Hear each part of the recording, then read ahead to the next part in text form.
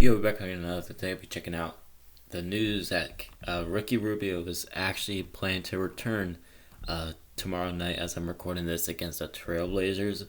This kind of came out of nowhere, and that's like super great news to hear. Um, as it says here, uh, that he got injured December 2021 with the ACL, obviously, and but apparently, and so what happened was, he got an ACL injury, and so he was pretty much on the shelf, and so then Colby Altman was like, he's like, we can't really use him, so what are we gonna do? So then they traded Ricky Rubio to the Indiana Pacers to get Caris Levert, and then he was still obviously still injured, and then as it says here, he Rubio signed an 18.4 million contract as a free agent in July.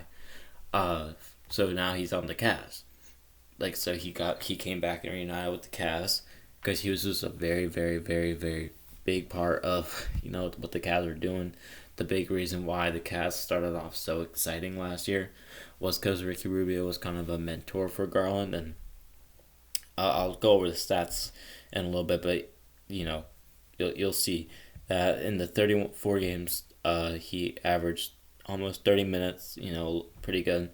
36% from the field, 33% from three, and 6.6 assists, and he scoring a career high 31.1 points per game. And yeah, it says right here the Cavs went 20-14 with Rubio in the lineup. So a very positive effect, and also very positive effect for Garland for the time he was coming off the bench. 6.6 assists for a bench play, or for a bench player is very solid. His scoring isn't very much like all we need really, but it's definitely nice, and like he's not the best 3-point shooter, but he's a veteran and we trust him to take his shots, and he'll make the right plays, and that's all you really need. Um, yeah, so pretty much, I read this article.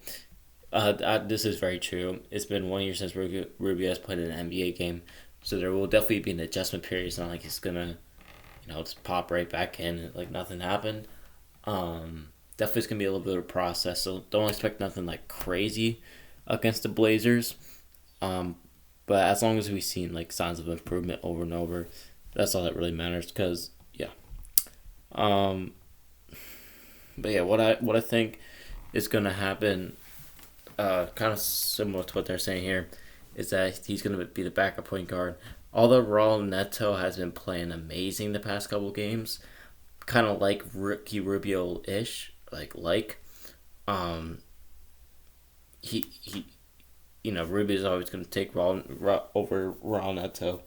Um, but yeah, Raul Neto was great, uh, and is still great for us. Like defensively, like although he's a very undersized guard, he definitely like gets in people's faces, and he's been super super clutch the past couple games. So yeah, I've definitely been liking what he's been doing. I've been liking um our whole bench, honestly, has been pretty solid. Kevin Love went 3 for 11 in the loss against the Jazz. Not pretty really happy about that. Caris Levert's been pretty decent. No, actually, he's been really solid the past couple games. Like honestly, the past month. But here things like here and there, like giving up the 7 point possession to Jordan Clarkson was definitely not helpful for us to lose that game, or for us to win that game last night. Um, but yeah, this is the main reason why we want Rubio. It's a consistent throw on the floor, passing ability, quickness. So he, floor general to facilitate offense. We need someone that's able to do something like that, because there's been a lot of times this year that Cavs have been stagnant. Like you could tell their offense is just dry, and there's not a whole lot's going on. And we play best when we are passing the ball, and we're like being aggressive, and um, him being a floor general, like he helps make the team better whenever Garland is not there. So it's basically just like not maybe not Garland's offense, but Garland's like leadership. Um, and a lot of Garland's leadership was learned by Rubio. So I think it's gonna do nothing but benefit the Cavs. And yeah, so let's go over a couple of these stats. So one thing I wanted to talk about is looking back at the lineups that Ricky Rubio was a part of. I'm going to talk about specifically last year. The best lineup that worked for him last year was the lineup with Rubio, Osman, Mobley, Allen, and Garland, which was kind of surprising to me.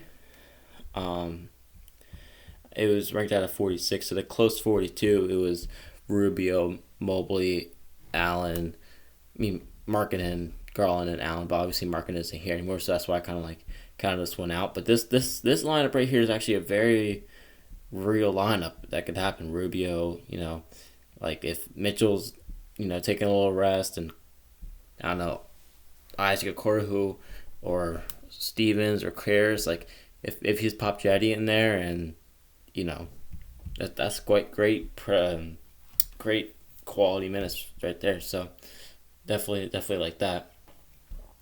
But yeah, and here, yeah, one thing some people might not remember is that Rubio also played with Donovan Mitchell in Utah in the 2018-2019 and the 2017-2018 season. So yeah, going back to look at those stats, his best performing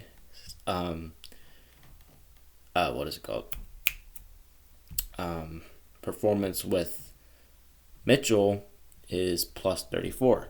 So he has chemistry with Mitchell. He has chemistry with the Cavs. So he kind of can do a little bit of both.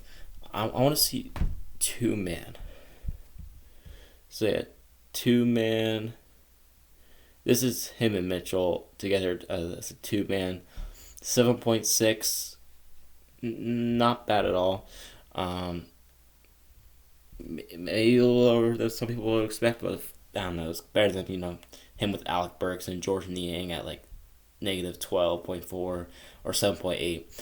But yeah, 10.6 is the 17 with Sola Fososha.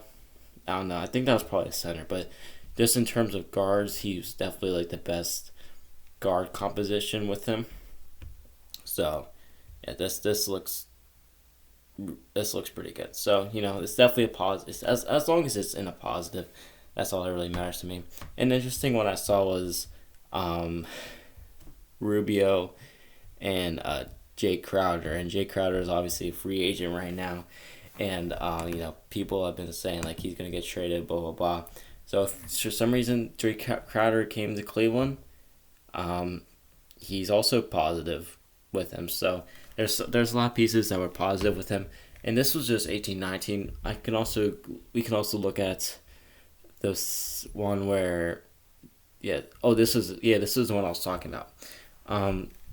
Rubio, O'Neal, Mitchell, and Crowder were plus 32 together on the court. And this is just in points, by the way. So, plus 32 on points. Very, very solid. And this is all per 100 possessions. But yeah, so that's very efficient. And we can go look at the Rubio. Yeah, so Mitchell and Rubio, 8.3, very solid. So you can tell that there's a little bit of a, they help benefit each other. And speaking of benefiting each other, let's, hold on. We could also go look at how Garland has played with Rubio. So the year before going into the season with Ricky Rubio, Garland averaged 17 with 6.1 steals, and how many rebounds? Was it? Yeah, 2.4 rebounds. So obviously not the best, but I mean it's like in the middle of the pack. It's pretty okay.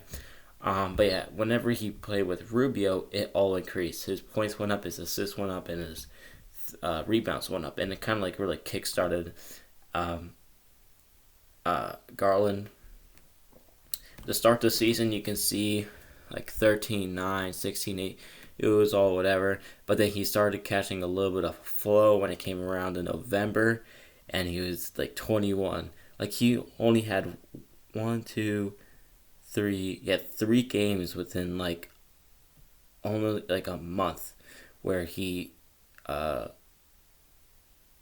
had like below 20.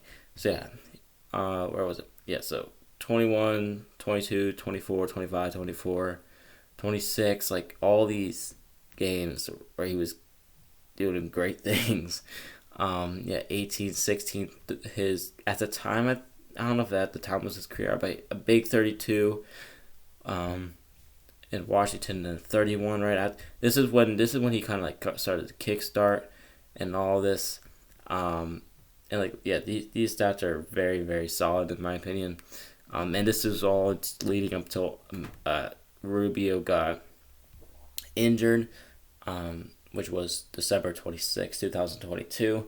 So you can see that there's definitely like a great, influx in his stats. You can even see at 13, some like multiple double-digit games and all that type of stuff. So I definitely like to see that. Yeah, just, and then one thing I also noticed is that also this year in general compared to last year, he's right around the same area. He's averaging about the same points, less turnovers, which is good.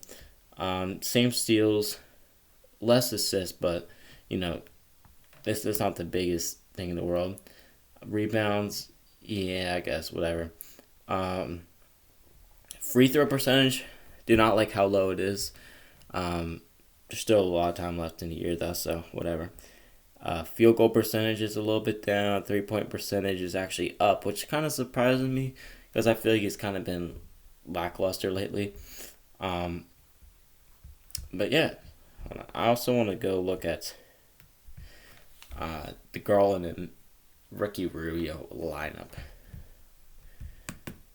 So